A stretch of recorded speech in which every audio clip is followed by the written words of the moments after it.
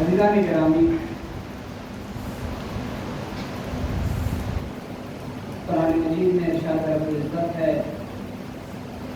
کہ ہم نے انسان کو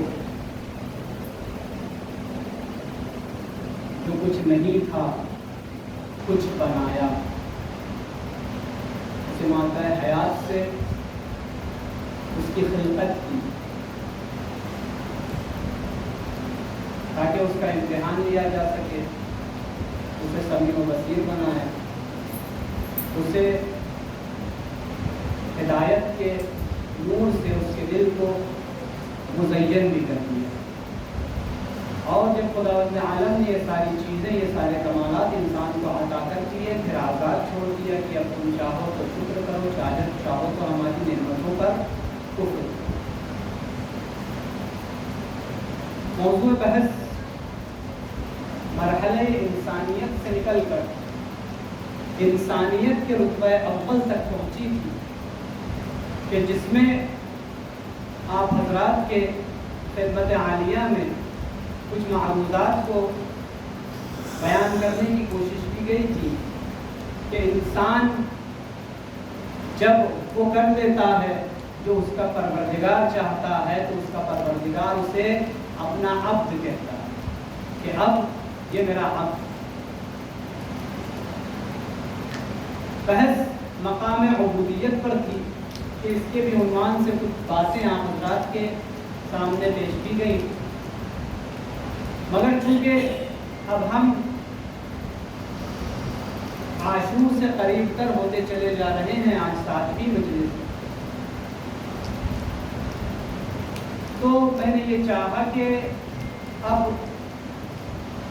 اس سے اوپر کی جو منزل ہے، یعنی انسان کی رتبہ اول عبودیت ہے، اب میں چاہتا ہوں کہ رتبہ دوم پہ ہم اپنے قدموں کو نہادیں۔ دیکھیں، جس ترتیب کو میں نے اس مجلس کے لیے روز اول سے جس ترتیب کا میں نے سہارا لیا ہے، اس ترتیب کا بھی خلاصہ میں انشاءاللہ آج کی اس مجلس میں کروں گا کہ کیوں اس ترتیب سے ہم نے اس بحث کا آغاز کیا۔ لیکن اس سے پہلے میں مرتبہ دوم کو چاہوں گا کہ آپ کے سامنے بیان کروں۔ کہتے ہیں مرتبہ دوم مرتبہ اول سے متصل، اور اتنا زیادہ متصل ہے کہ اگر مرتبہ اولی کسی کو حاصل نہیں ہے تو وہ دوسرے مرتبے پر پیر نہیں رکھ سکتا۔ یعنی انسان کا پہلا کمال یہ ہے کہ وہ عبد ہو جائے، اور جب کاملاً عبودیت کی منزل پر فائز ہو جاتا ہے تب اسے حاصل ہونے والی شے کا نام ہے ولایت۔ لیکن یہ وہ ولایت نہیں ہے کہ جس ولایت کو ہم بار بار ذکر کرتے ہیں کہ ولایت امیر المؤمنین، بلکہ ولایت امیر المؤمنین ایک خاص امر ہے، ایک خاص امر ہے۔ ولایت کے 3 درجے، 3۔ ابھی میں مقدمہ بیان کر رہا ہوں تاکہ آپ کے ذہن میں ایک خاکہ بن جائے کہ کس بارے میں ہم بحث کرنے والے ہیں۔ کہتے ہیں انسان جب عبد ہو جاتا ہے، کاملاً عبودیت کی منزل پر پہنچ جاتا ہے تو خدا اسے ولایت عطا کرتا ہے۔ جس ولایت کو کہا جاتا ہے ولایت عامہ۔ جس طریقے سے آپ نے سنا ہوگا، ایک ہوتی ہے نبوت عامہ، ایک ہوتی ہے نبوت خاصہ۔ اس کی مثال کیسی ہے؟ کہتے ہیں آپ نے دیکھا ہوگا کہ خداوند عالم نے 1,24,000 انبیاء کو نبوت عطا کی، یہ بھی نبی ہیں۔ اور جب قابیل نے حضرت حابیل کا قتل کیا تو خداوند عالم نے جس پرندے کو بھیجا تھا، جن 2 پرندوں کو بھیجا تھا کہ ایک نے ایک کو قتل کیا، پھر اپنی چونچ سے زمین پر گڑھا کھود کر اس مردہ پرندے کو اس میں ڈال کر پھر اسے دفنا دیا، تو اس کے ذریعے سے قابیل کو یہ معلوم ہوا کہ میں بھی یہ کر سکتا ہوں تاکہ حابیل کی لاش چھوٹ جائے. تو یہ پرندہ در واقع خدا کی طرف سے ایک پیغام لے کر آیا تھا. تو اس پیغام لانے والے کو بھی پیغمبر کہتے ہیں. اس پیغام لانے والے کو بھی پیغمبر کہتے ہیں. اسے بھی نبی کہا جائے گا لیکن عام معنی میں. نبا نبوت یعنی بنا ہے نبا سے. نبا یعنی پہنچانا یا خبر دینے والے کو آپ کیا کہتے ہیں؟ نبی. اسی طریقے سے ولی یعنی وہ جو خدا سے قرب حاصل کر گیا اسے کہتے ہیں آپ ولی. اب اسی ولایت کے 3 درجے. ایک ولایت عامہ ہے کہ جو عام مومنین کو حاصل ہو سکتی ہے. عام مومنین کو کس طریقے سے حاصل ہو سکتی ہے؟ اسی طریقے سے کہ مثلا ایک مرتبہ جناب سلمان نے جناب ابوذر کی اپنے گھر پہ دعوت کی. دعوت کر لینے کے بعد دیکھیں یہ دونوں صحابی رسول ہیں, دونوں صحابی حضرت امیر ہیں. یہ دونوں جانتے ہیں, یعنی سلمان جانتے ہیں کہ ابوذر کون ہے, لیکن ابوذر اس مقام سے سلمان کو نہیں جانتے کہ جس مقام پر سلمان فائز ہے. اسی لیے ابوذر ایمان کے 90 درجے پر ہیں اور سلمان ایمان کے 10ویں درجے پر. صحابیوں میں 10واں درجہ جناب سلمان فارسی کا. دعوت پر بلاتے ہیں تو یہ دونوں فقیر ہیں, تنگ دست ہیں. ان کے پاس کیا ہے؟ ایک جانماز ہے اور ایک برتن جس میں وہ اپنے غذا کو تناول کرتے ہیں بس, اور ایک پیراہن ہے جو وہ پہنتے ہیں. 3 چیزیں ہیں جناب سلمان کے پاس. سلمان نے ابوذر کی دعوت دی. اب اگر ہم جیسا آدمی اس دعوت کو دیکھے تو کیا دیکھے گا؟ ایک فقیر نے فقیر کو دعوت دی. نہیں عزیزان گرامی, ایک ولی خدا نے ولی خدا کی دعوت دی. سلمان نے جب ابوذر کو کھانا کھلایا یعنی کل انسانیت کو کھانا کھلا دیا. وَإِلَّا سلمان یہ بھی کر سکتے تھے کہ سارے اصحاب رسول کی دعوت کر لیتے, لیکن سلمان جان رہے تھے کہ میں جس کی دعوت کر رہا ہوں اس کو کھلانے میں خدا کتنا راضی ہوگا. تو یہ عام دعوت نہیں. تو اب سلمان نے جب دعوت کی تو جس برتن میں کھانا پکایا ایک آندھی چلی, ایک ہوا کا جھونکا چلا اور وہ برتن جس میں وہ غذا تھی کہ جسے ابوذر کھانے والے ہیں وہ برتن زمین پر گر گیا اور غذا بھی زمین پر گر گئی. اب جب گر گئی تو ابوذر کہتے ہیں سلمان اب دعوت کس چیز کی ہوگی, کھانا تو زمین پر پڑا ہے. تو سلمان کہتے ہیں مسکرا کر ابوذر ابھی ہم نے ارادہ نہیں کیا ہے کہ کھانا زمین پر گر گیا ہے. ابوذر نے ایک مرتبہ جب پلٹ کے اس برتن کی طرف دیکھا تو وہ برتن جو گر چکا تھا اور اس کے اندر کا کی جو غذا تھی جو زمین پر آ گئی تھی وہ دوبارہ اسی آگ پر آ جاتی ہے.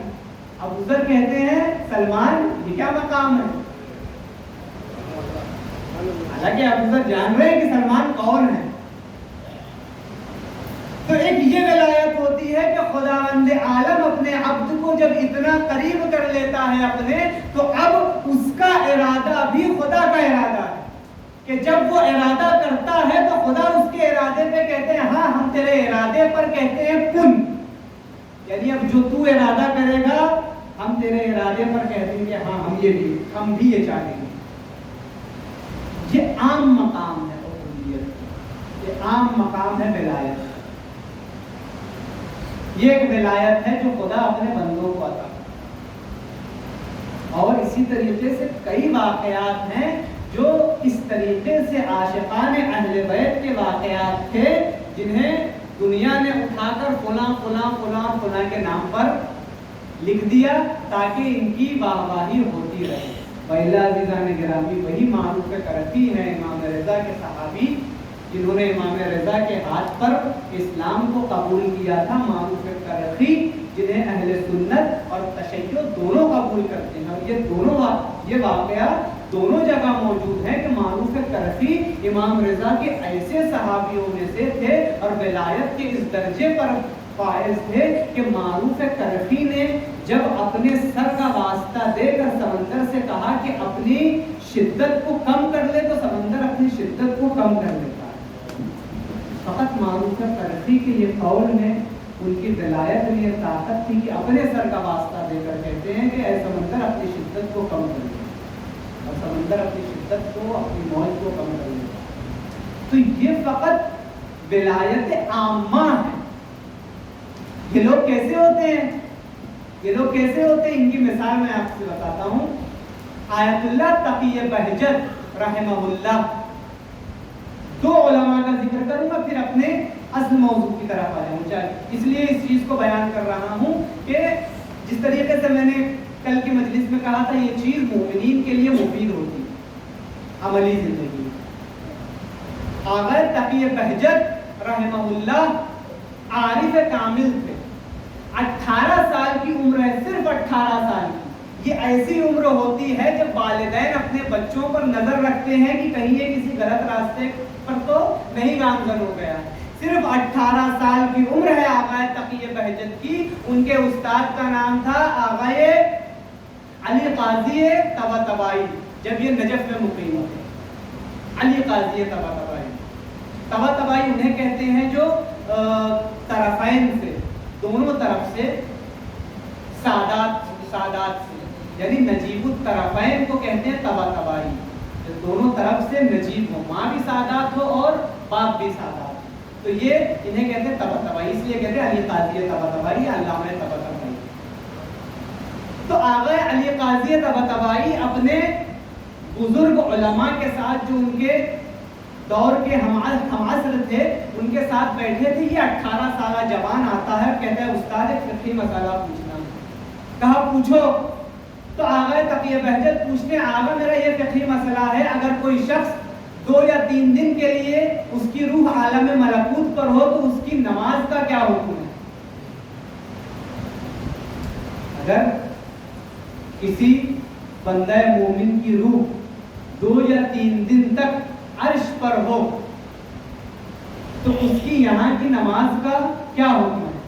آغا علی قاضی طباطبائی نے علامہ آغا بہجت کو کچھ اشارے کیے اور آغا بہجت سلام کر کے واپس آ گئے۔ تو ان کے ہم عصر علماء پوچھتے ہیں آغا علی یہ 18 سالہ جوان کیا سوال کر کے گیا؟ ہمارے بھی ذہن میں یہ سوال ہے کہ واقعاً اگر کوئی عرفان کے اور عبودیت کے اس مرحلے پر فائز ہو کہ اس کی روح مستقیماً خدا کی بارگاہ میں ہو تو یہاں اس کی نماز کا کیا حکم ہے؟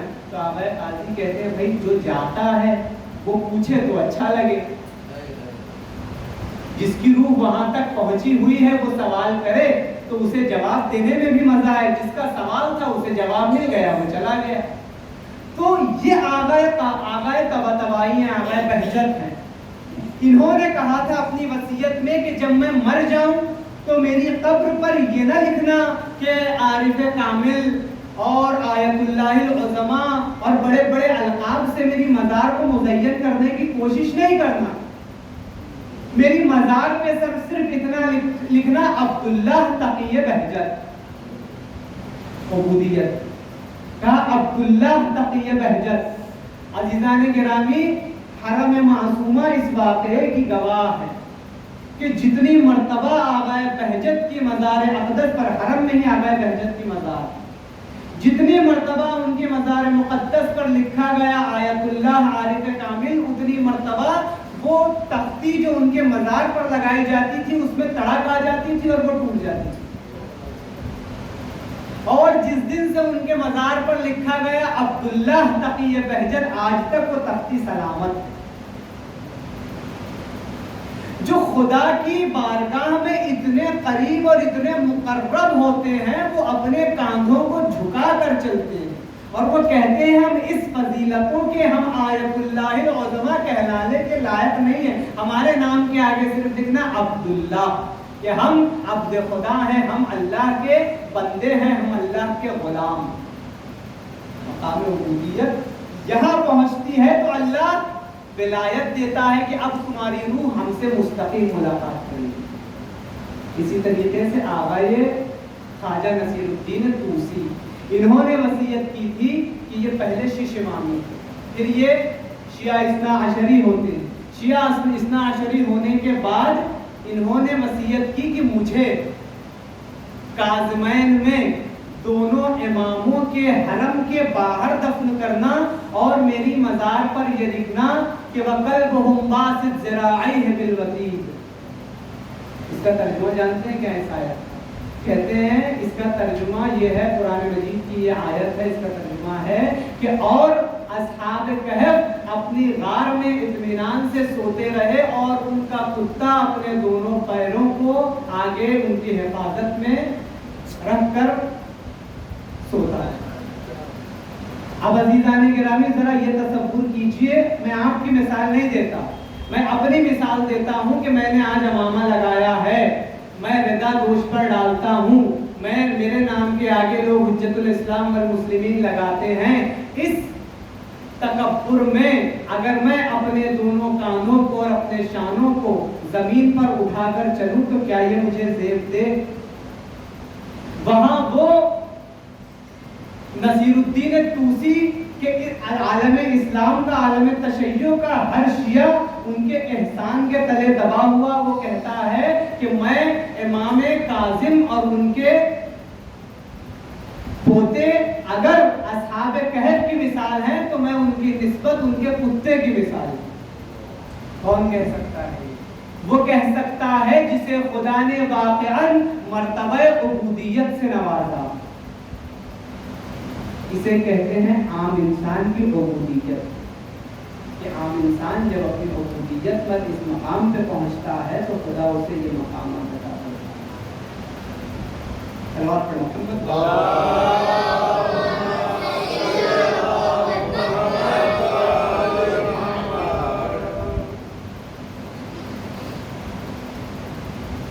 اب آتے ہیں ہم ولایت کی طرف. اللہ ایسی ولایت دیتا ہے. کیونکہ میرے پاس زیادہ وقت نہیں ہے تو میں ولایت عامہ کو مختصر میں آپ کے سامنے میں نے ذکر کیا، اس کے اثرات کو ذکر کیے. اب میں سیدھے آ جاتا ہوں نبوت پہ اور رسالت، کہ جب ولایت مل جاتی ہے تو یہاں پر ولایت عامہ ایک عام انسان کے لیے آخری حد ہے، اس کے اوپر انسان نہیں جا سکتا. اب آتی ہے ولایت خاصہ، کہ اللہ جو ہے یہ خاص لوگوں کو عطا کرتا ہے. جیسے 1,24,000 انبیاء کو نبوت دی، 313 رسولوں کو رسالت دی، اس کے بعد 5 اولو العزم بنائے اور ان میں سے ایک خاتم المرسلین بنائے. نہ 1,24,000 انبیاء میں سے سب کے سب 313 رسول میں شامل ہو سکتے ہیں، نہ رسولوں میں سے سب کے سب اولو العزم ہو سکتے ہیں، نہ اولو العزم میں سب کے سب خاتم المرسلین ہو سکتے ہیں. یہ خداوند عالم نے لیول بنا. انسانیت، عبودیت، ولایت عامہ، ولایت خاصہ، نبوت، رسالت. رسالت کے بعد اولو العزم، اولو العزم کے بعد مقام ختم مرسل. میں ساری باتوں کو ذکر نہیں کر سکتا، صرف اور صرف جب میں ولایت خاصہ کو ذکر کرنا ہے تو میں چاہتا تھا کہ کچھ فراز نبی مکرم کے بیان کر کے پھر انشاءاللہ بحث امامت پہ وارد ہو جاؤں گا انشاءاللہ، کیونکہ کل کی مجلس میں مجھے مقام حضرت ابوالفضل عباس کو بیان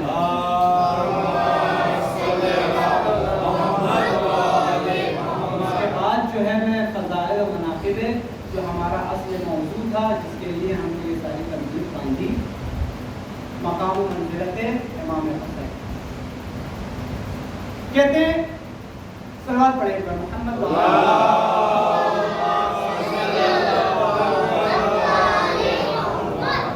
اللہ نے اپنے سارے انبیاء میں محمد مصطفیٰ صلی اللہ علیہ وسلم کو ایک ایسے مقام سے نوازا کہ جس مقام کا تصور محال ہے. نہ عقل کی بلند پرواز قوتیں اس مقام کو پا سکتی ہیں، نہ گہرائیاں، فکر کی گہرائیاں اس کی عمق کو ناپ سکتی. یہ وہ مقام ہے، یہ وہ مقام ہے کہ جہاں پر خداوند عالم نے اپنے حبیب کے لیے کہا فَكَانَ قَابَ قَوْسَيْنِ أَوْ أَدْنَىٰ، کہ میرا محمد مجھ سے اتنا قریب تھا کہ فقط 2 کمان کا فاصلہ باقی رہ گیا تھا ابتر محبوب کے درمیان میں. یہ آخری منزل ہے. اس کے بعد خداوند عالم نے اپنی مخلوق میں سے کسی کو یہ اجازت اور حق نہیں دیا کہ پروردگار سے اتنا قریب ہو جائے. مقام محمدی کو آج بیان کرنا.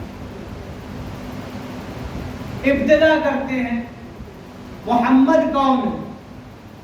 کہتے ہیں محمد اس ذات بابرکت کا نام ہے کہ خداوند عالم نے جب محمد کے نور کو خلق کیا تو محمد کے نور نے کئی ہزار سال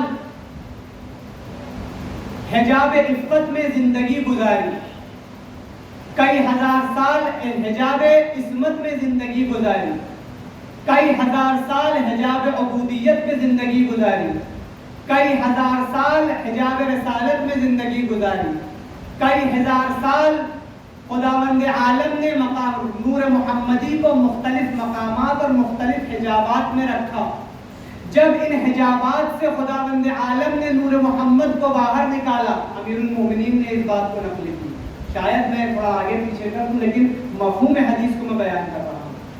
جب حجاب تمام حجابات سے کئی ہزار سال کے بعد نور محمدی کو باہر نکالا تو کئی ہزار سال عصمت و عفت کے دریا میں غوطہ زنی کا حکم دیا. جب کئی ہزار سال نور محمدی ان دریا میں غوطہ زن رہا، پھر اس کے بعد خداوند عالم نے حکم دیا اے محمد اب ہمارے سامنے پیش ہو جاؤ.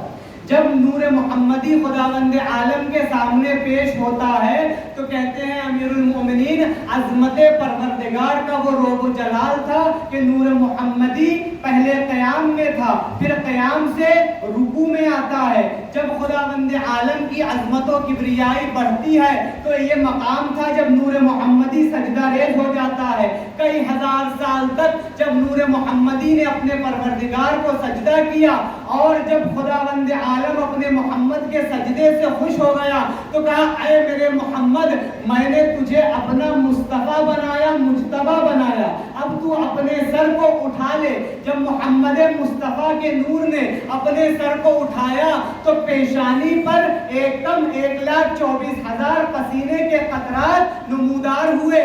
جیسے جیسے وہ پسینے کے قطرات زمین پر اور عرش پر گرتے چلے جاتے تھے خداوند عالم ان پیشانی کے عرق سے ایک ایک نبی کے وجود کو خلق کرتا چلا جاتا تھا. مسلمانوں سے یہ پوچھو کہ جب 1,24,000 انبیاء اس قابل نہیں ہیں کہ وجود مبارک محمد کی برابری کر سکے بلکہ پیشانی سے گرنے والے قطرے کے برابر ایک کم 1,24,000 انبیاء ہیں، تو جب انبیاء محمد کے برابر نہیں ہو سکے تو تم کس طریقے سے محمد کے برابر ہو جاؤ گے؟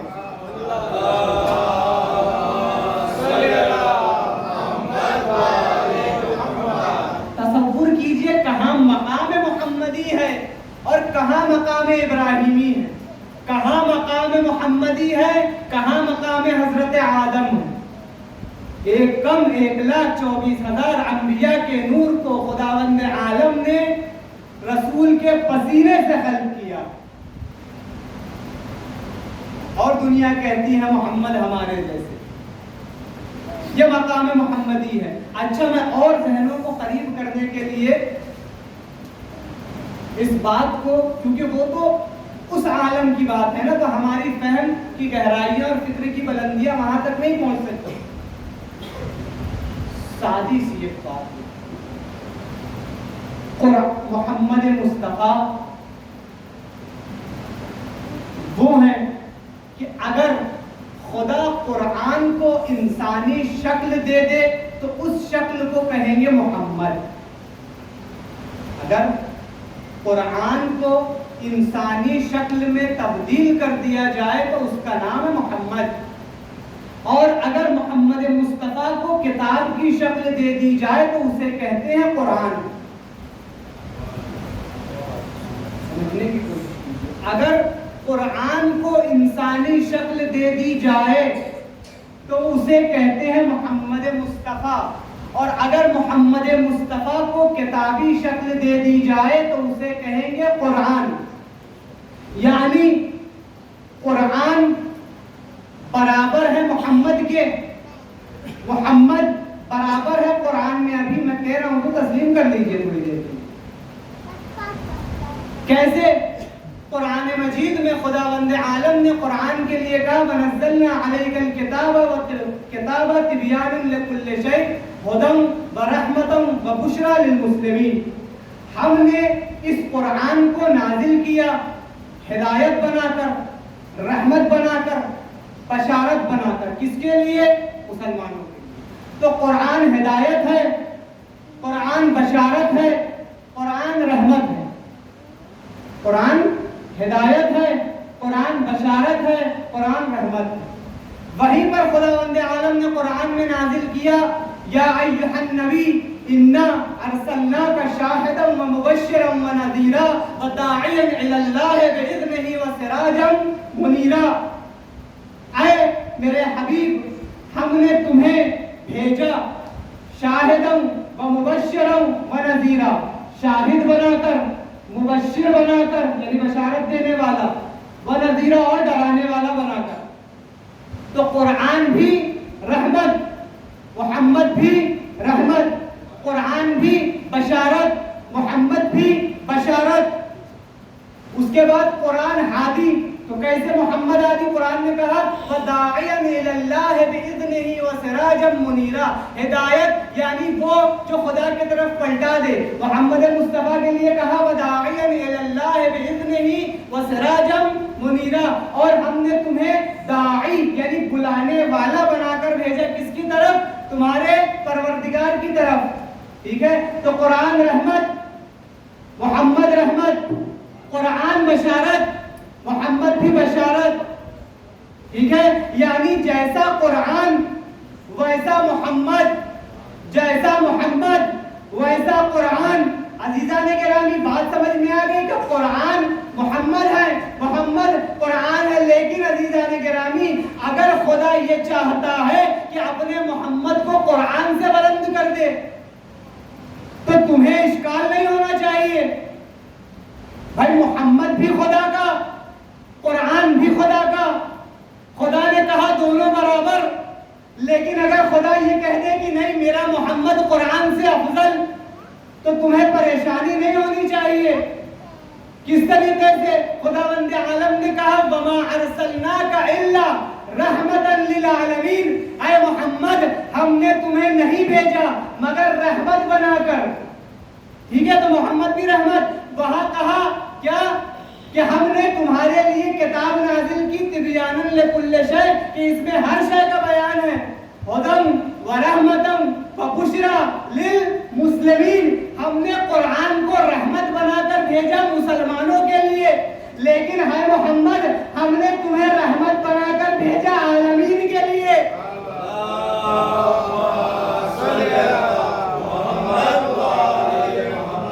تو جو مسلمانوں کی ہدایت کرے وہ افضل، یا جو عالمین کی ہدایت کرے وہ افضل؟ تو خدا نے اپنے حبیب کو ایک مقام اور اوپر رکھا کہ تم سب سے افضل، تمہاری بڑھائی، تمہاری برابری کوئی نہیں کر سکتا ہے حبیب۔ یہاں تک کہ امیر المؤمنین کہتے ہوئے نظر آتے ہیں۔ امیر المؤمنین کون ہے؟ انشاءاللہ ابھی امامت کی بحث میں آئے گا تو آپ دوبارہ اس بات کو، میری اس بات پہ تطبیق کرنا، میں اس چیز کو بیان نہیں کروں گا دوبارہ۔ امیر المؤمنین کے آپ نے آج تک اتنی فضیلتیں سنی۔ امیر المؤمنین وہ مقام، امیر المؤمنین کا وہ مقام ہے کہ امیر المؤمنین نہج البلاغہ میں کہتے ہیں، میں عربی متن بھول گیا ہوں، مفہوم بتا دیتا ہوں۔ امیر المؤمنین کہتے ہیں لا یرقى الی الطیر ولا ينحدر عن السیل ولا یترقى الی الطیر۔ امیر المؤمنین کہہ رہے ہیں اپنی ذات کے لیے کہ میں اس پہاڑ کے مانند ہوں کہ جس کی چوٹی تک پرواز کرنے والے پرندے پہنچ نہیں سکتے، اور میں وہ ہوں کہ ینحدر عن السیل، میری پستی وہ ہے کہ جس پستی سے علم و حکمت کے دریا بہتے ہیں. یعنی جب تک علی کے وجود پر علم و حکمت نہ اترے خدا انبیاء پر بھی نہیں اتارتا. یعنی پہلے علم و حکمت علی تک پہنچتی ہے، پھر ایک کم 1,24,000 انبیاء تک پہنچتی ہے. مقام علی، ٹھیک ہے، اشارہ کر دیا ہے میں نے. یہی علی ہے کہ جب بیان کرتے ہیں مقام محمد مصطفیٰ کو تو کہتے ہیں انا عبد من عبید محمد، کہ میں محمد کے غلاموں میں سے ایک ادنا سا غلام ہوں. مقام محمد مصطفیٰ کو سمجھیے علی کہہ رہے ہیں کہ جس کی فہم و فراست تک، جس کی بلندیوں تک کوئی نہیں پہنچ سکتا، وہ کہہ رہا ہے کہ میں محمد کے غلاموں میں سے ایک ادنا سا غلام ہوں. محمد، یہ محمد اس ذات کا نام ہے. جہاں علی بھی غلامی رسول کو قبول کر لے اسے محمد کہتے ہیں. جہاں علی غلامی کو قبول کر لے اس در کو در محمد کہتے ہیں. یہ مقام محمدی. یہ ایک بات کہ محمد کیا ہے، لیکن چونکہ اس آیت میں میں نے اس جملے کو ارشاد فرمایا کہ یا ایھا النبی انا ارسلناک شاہدا ومبشرا ونذیرا وداعیا الی اللہ باذنہ وسراجا منیرا.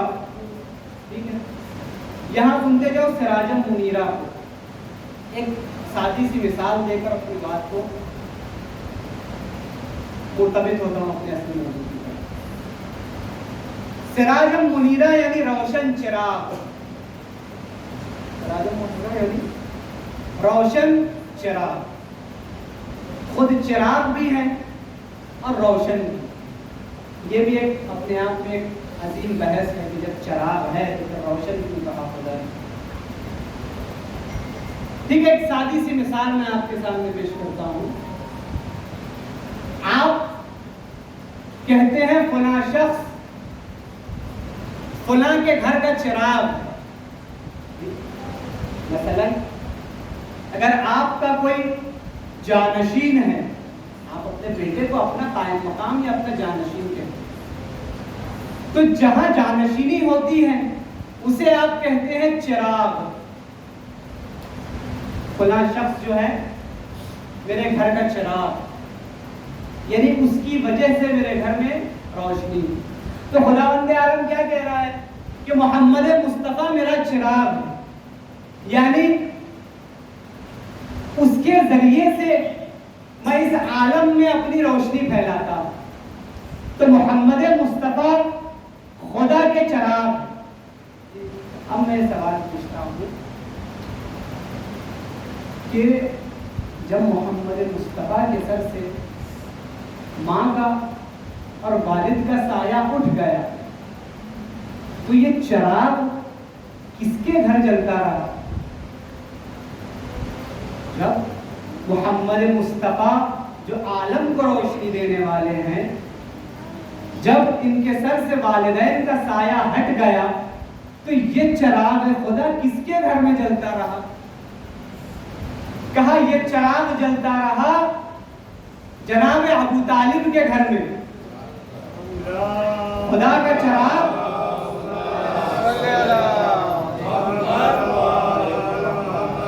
جلتا رہا ابو طالب کے گھر میں. تو عزیزان گرامی، خداوند عالم کے سنت پر، خداوند عالم کے طریقے پر اور اس کے کاموں پر ایک احسان حضرت ابو طالب نے کر دیا کہ خدایا تیرے چراغ کو میں اپنے گھر میں جگہ دوں گا.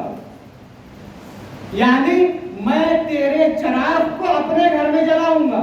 تو اب میں یہ سوال کرتا ہوں کہ ابو طالب بڑے محسن ہیں یا خدا بڑا محسن ہے؟ ابو طالب بڑے محسن ہے یا خدا بڑا محسن ہے؟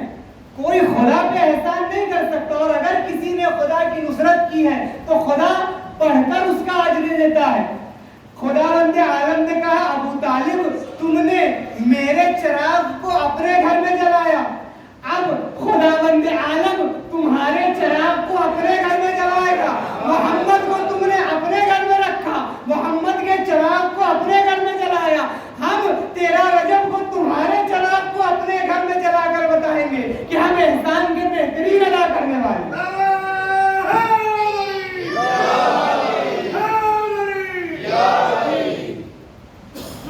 خدا کا چراغ جلتا رہا ابو طالب کے گھر میں، اور ابو طالب کا چراغ جلتا رہا خدا کے گھر میں۔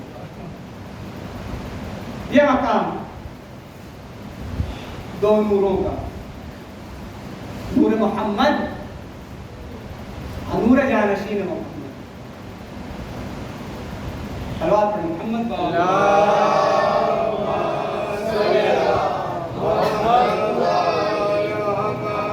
چاہتا تھا کہ آج جو ہے وہ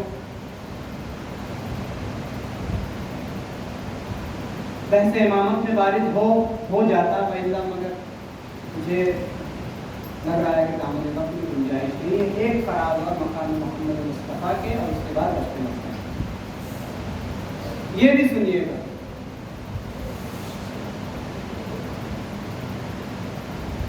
ایک 1400 سال سے عجیب و غریب بحث مسلمانوں کے مابین ہے کہ محمد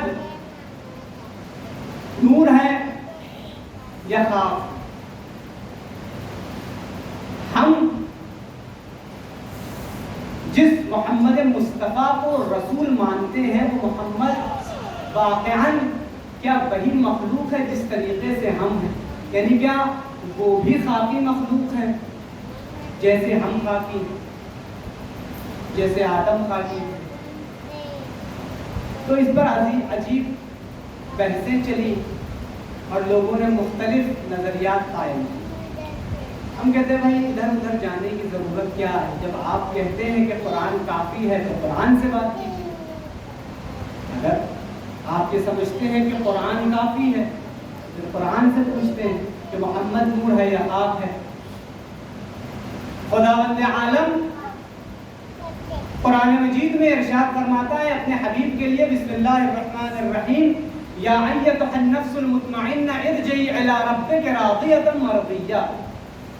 اے نفس مطمئنہ، پلٹا اپنے رب کی طرف اس حالت میں کہ تو راضی بھی ہے اور مرضی، تو راضی بھی ہے اور مرضی بھی۔ کس سے کہا خداوند عالم نے؟ سب سے پہلے اپنے حبیب محمد مصطفیٰ۔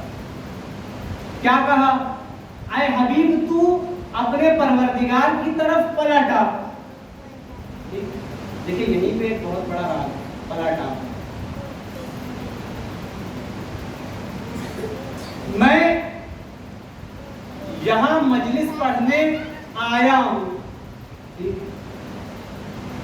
کیا یہ میرا ذاتی مکان ہے یا میرا ذاتی مقام ہے؟ کہتے نہیں۔ تو جب ذاتی مکان نہیں ہوا کرتا تو آدمی کچھ عرصہ وہاں رکتا ہے اور پھر پلٹ کے وہاں جاتا ہے جہاں اس کا اصل مقام ہے۔ تو خدا نے اپنے حبیب سے کہا اے حبیب تو پلٹا، یعنی محمد مصطفیٰ دنیا میں آئے، پلٹائے نہیں گئے۔ محمد مصطفیٰ دنیا میں آئے ہیں، اب پلٹ کر واپس کہاں جائیں گے؟ جہاں سے آئے ہیں۔ ٹھیک ہے؟ تو عزیزان گرامی، خداوند عالم نے اس آیت میں ایک عجیب بات بیان کی کہ یا ایتھا النفس المطمئنہ ارجعی الی ربک راضیۃ مرضیہ، کہ تو اپنے پروردگار کی طرف پلٹا۔ تو محمد پلٹ کے کہاں جائیں گے؟ کہا محمد پلٹ کر جائیں گے عرش پر۔ تو اب مسلمانوں سے یہ سوال کرو کہ جہاں محمد پلٹ کر جائیں گے وہ محمد کا ذاتی مکان ہے یا نہیں؟ یعنی محمد عرش کے رہنے والے ہیں یا نہیں؟ محمد جب پلٹ کر عرش پر جائیں گے تو محمد ہوئے عرش کے رہنے والے. اب مسلمانوں سے سوال کرو عرش نوری ہے یا خاکی؟ عرش نوری ہے یا خاکی ہے؟ اب مسلمانوں سے پوچھو کیا خیال ہے عرش نوری ہے یا خاکی ہے؟ قرآن مجید میں مختلف مقامات پر خداوند عالم نے کہا ہمارا عرش نور سے بنا ہوا ہے, ہم نے اپنے نور عظمت سے اپنے عرش کو بنایا ہے. تو عزیزان گرامی مسلمانوں کو یہ بتاؤ کہ اگر محمد عرش کا رہنے والا ہے اور عرش اگر نوری ہے تو پھر محمد کو بھی نوری مانو. اگر عرش نوری ہے تو محمد کو بھی نوری مانو. کیوں؟ کیونکہ محمد عرش کا رہنے والا ہے. یہ بحث نہیں آنی چاہیے کہ محمد نوری ہے یا خاکی. تم نے ہم جانتے ہیں کہ محمد کو خاکی بتا کر وہ بددیانت مسلمان جن کی پیشانیوں پر تا قیامت لعنت لکھی جا چکی, انہوں نے مقام ختمی مرتبت کو نیچا کرنے کی کوشش کی تاکہ ان کے لوگوں کی برائیاں چھپی رہیں. اگر مقام محمدی کو نیچے کر دیں گے تو پھر اگر محمد خاکی ہو جائیں گے تو اگر محمد یہ کہیں گے فاطمہ تو بضعۃ منی کہ فاطمہ میرا ٹکڑا ہے, یعنی جس طریقے سے اگر محمد کو خاکی کہہ دیا جائے گا تو محمد ہم جیسے ہو جائیں گے, اور جب محمد ہم جیسے ہو جائیں گے تو محمد کے جذبات بھی ہم جیسے ہو جائیں گے. تو جب جذبات میں محمد مصطفیٰ یہ کہہ دیں گے کہ فاطمہ میرا ٹکڑا ہے تو اس سے ہم یہ ترجمہ لے لیں گے کہ ہر باپ اپنی بیٹی کے لیے کہتا ہے کہ یہ میرے جگر کا ٹکڑا ہے. لیکن اگر محمد مصطفیٰ کو نور مان لیا جائے تو پھر اگر محمد کہیں گے فاطمہ تو بذات منی تو اب آپ کو یہ نہیں کہنا پڑے گا کہ عام باپ کی طرح محمد نے کہہ دیا فاطمہ میرے جگر کا ٹکڑا ہے. پھر آپ کو یہ ماننا پڑے گا کہ فاطمہ محمد کا ٹکڑا نہیں ہے, محمد کی رسالت کا ٹکڑا ہے. تو یہ بددیانت مسلمانوں کی سازش تھی کہ جنہوں نے یہودیوں کے ساتھ مل کر مقام محمدی کو نیچے کرنے کی کوشش کی کہ اگر مقام محمدی کو نیچا کر دیا جائے گا تو فاطمہ الزہرا کے مقام کو بھی ہم چھپا لیں گے, علی مرتضیٰ کے مقام کو بھی ہم چھپا لیں گے, حسنین کے مقام کو بھی ہم چھپا لیں گے.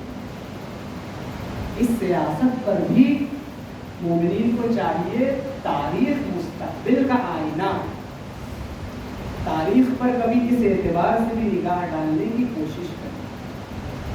انشاءاللہ کہ امام حسین کے فضائل کی طرف ہم آئیں گے تو انشاءاللہ اس چیز کو بیان کریں گے کہ امام حسین نے اپنی قتل گاہ کو کربلا کیوں چنا اور کیوں اس زمین کو 60,000 درہم دے کر خریدا اور وہاں پر اپنی شہادت کو متعین کیا.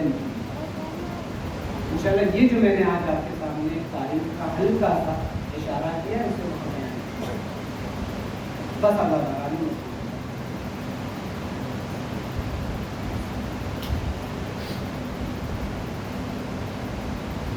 کہ ہم اس عشرہ اولا کی انتہا کو پہنچنے والے ہیں.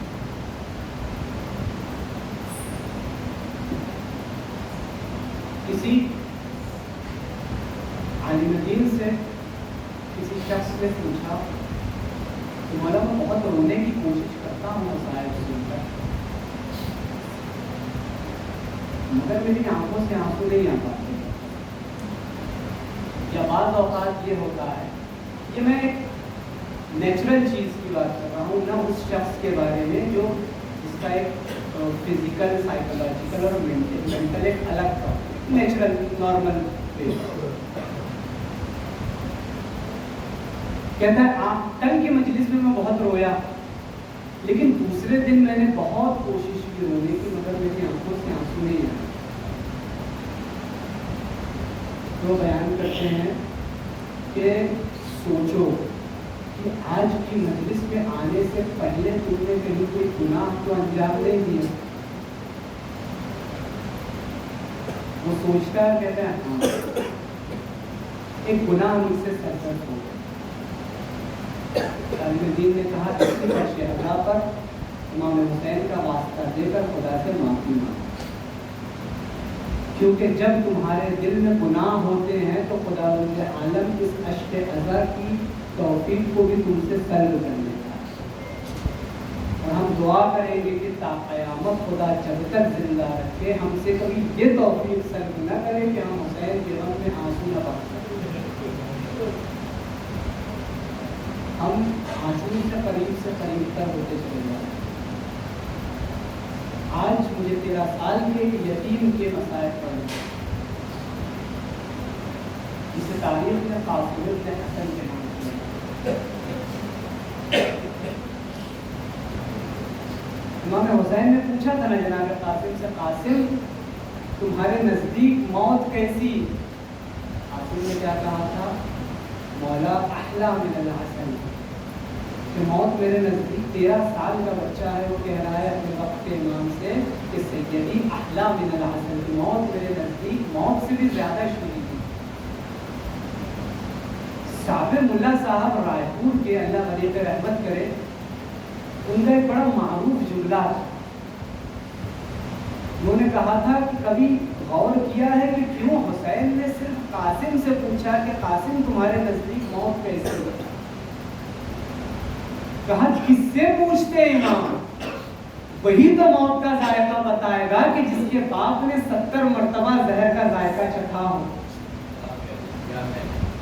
امام حسن کو 70 مرتبہ زہر دیا گیا، اسی کا بیٹا کا بتا سکتا ہے کہ موت کا ذائقہ کیسا ہوتا۔ قاسم نے کہا تھا سیدی احلی من العسل، موت میرے نزدیک شہد سے زیادہ شیریں۔ یہ 13 سال کا کم سن بچہ ہے، اس کے دل میں ایک ارمان ہے کہ میں بھیا علی اکبر سے پہلے شہید ہو جاؤں، میں چچا عباس سے پہلے شہید ہو جاؤں، کچھ ایسا ہو جائے کہ میرے چچا جان مجھے اجازت دے دیں اور میں اپنے چچا پر قربان ہو جاؤں۔ صبح سے جناب قاسم اس پریشانی میں ہے کہ میرے چچا مجھے اجازت کیوں نہیں دیتے، جاتے ہیں پھر واپس آ جاتے ہیں، جاتے ہیں پھر واپس آ جاتے ہیں۔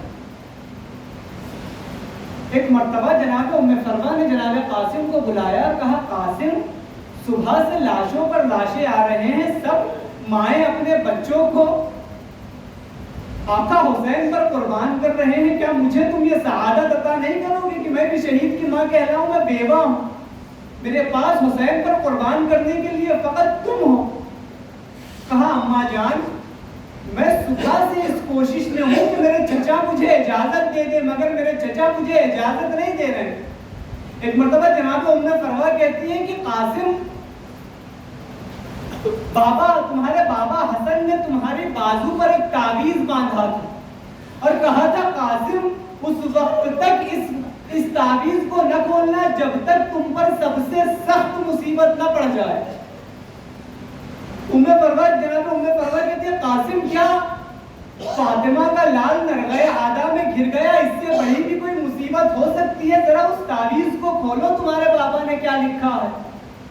ایک مرتبہ جناب قاسم نے جب اس تعویذ کو کھولا تو کیا دیکھتے ہیں کہ بابا حسن نے لکھا ہے کہ اے قاسم کربلا میں موجود نہ رہوں گا تو میری طرف سے تم میرے بھائی حسین پر قربان ہو جانا۔ ایک مرتبہ جب اس تحریر کو دیکھی ہے تو قاسم خوشی سے جھوم اٹھے اور دوڑتے ہوئے اپنے چچا کے پاس آ کر کہتے ہیں سیدی میرے بابا کی یہ تحریر ہے، ذرا ایک بار اس پر نظر ڈال لینا۔ ایک مرتبہ حسین نے بھیا حسن کی تحریر کو دیکھا، اپنی آنکھوں سے لگایا، چوما، کہا قاسم بابا حسن کی تحریر لائے ہو یا موت کا مروا۔ ایک مرتبہ قاسم خوش ہے، امام حسین کہتے ہیں قاسم میں تمہاری چہرے میں اپنے بھائی حسن کو دیکھا کرتا، میں تمہاری صورت میں اپنے بھائی کو دیکھ کر یاد کر لیا کرتا، ہاں تم بھی رنگ کی اجازت چاہتے ہو۔ ایک مرتبہ تاریخ کہتی ہے کہ دیکھیں آج تک قیامت تک نہ ایسا چچا میسر آئے گا نہ ایسا بھتیجا۔ تاریخ کہتی ہے کہ چچا بھتیجے باہوں میں باہیں ڈال کر اتنی دیر روتے رہے کہ امام حسین کو بھی غشی آ گئی اور امام جناب قاسم بھی غش میں۔ کچھ دیر کے بعد جب چچا اور بھتیجے دونوں بیدار ہوتے ہیں، امام حسین نے اپنے ہاتھوں سے قاسم کے سر پہ عمامہ رکھا، ابوالفضل عباس نے زرہ پہنائی، ہاتھوں میں تلوار دی، اور دونوں بھائیوں نے یتیم حسن کو گھوڑے پر سوار کیا۔ ایک مرتبہ قاسم نے جوہر حسن کا مظاہرہ کیا، مظاہرہ کروایا میدان۔ ایک طرف سے مولا عباس قاسم کو دیکھ رہے ہیں، ایک طرف سے جناب امام حسین قاسم کو دیکھ رہے ہیں۔ کیا جنگ لڑی ہے! مولا عباس کہتے ہیں سبحان اللہ، ماشاء اللہ۔ جناب قاسم بڑھ بڑھ کے حملہ کیے چلے جا رہے ہیں، لیکن ایک مرتبہ 13 سال کا سن جناب قاسم اپنے گھوڑے سے زمین پر آتے ہیں۔ جب زمین پر آتے ہیں، پیاس کی شدت، ایک مرتبہ کسی وجہ سے جناب قاسم جھکتے ہیں۔ اس جھکنے کا فائدہ اٹھا کر ایک شقی جناب قاسم کے سر پر ایک گرز لگاتا، جیسے ہی یہ گرز لگتا ہے جناب قاسم تڑپ جاتے ہیں، زمین پر ایڑیاں رگڑنے لگتے ہیں اور آواز دیتے ہیں چچا حسین میری مدد کو آنا۔ ایک مرتبہ جب حسین نے اور عباس نے قاسم کا یہ درد بھرا آواز سنا، جب آواز سنی تو امام حسین نے کہا بھیا عباس تم میمنہ سے چلو، میں میسرہ سے چلتا ہوں، دیکھو قاسم کی کیا خبر ہے۔ ایسی بھگدڑ مچی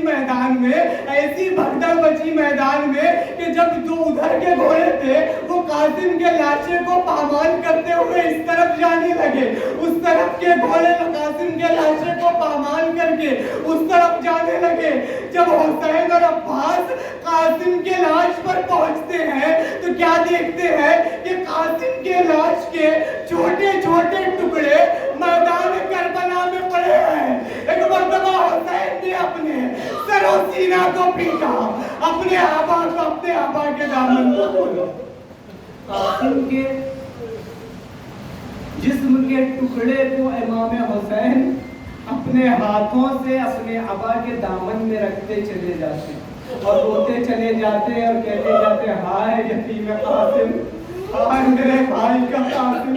ایک مرتبہ قاسم کے لاش کی پوٹلی بنائی امام حسین نے، ذوالجناح پر سوار ہوئے اور خیامگاہ کی طرف پلٹے اور آواز دیتے ہیں بھابھی ام فروا آؤ اپنی محنت کا صلہ لے جاؤ۔ جناب فروا جب خیمے سے باہر آتی ہے تو جس طریقے سے ساری مائیں اپنے بچوں کے لاش کی منتظر ہوتی ہیں، اسی طریقے سے جناب فروا زمین پر دیکھ رہی ہے کہ میرے بچے قاسم کا لاشا نظر نہیں آتا۔ ایک مرتبہ ہم حسین سے کہتے ہیں مولا کیا میرے بیٹے کا لاشا واپس نہیں آیا؟ ایک مرتبہ امام حسین نے جب اپنے آبا کے دامن کو کھولا تو جناب ام فروا نے کیا دیکھا کہ قاسم کے لاش کے ٹکڑے ہو چکے ہیں اور کہتے ہیں کہ اے مولا کیا ظالمین نے میرے بچے کی لاش کو بھی صحیح و سلامت اس کی ماں تک پہنچنے نہ دی۔ لعنت اللہ علی القوم الظالمین وسيعلم الذين ظلموا من يهم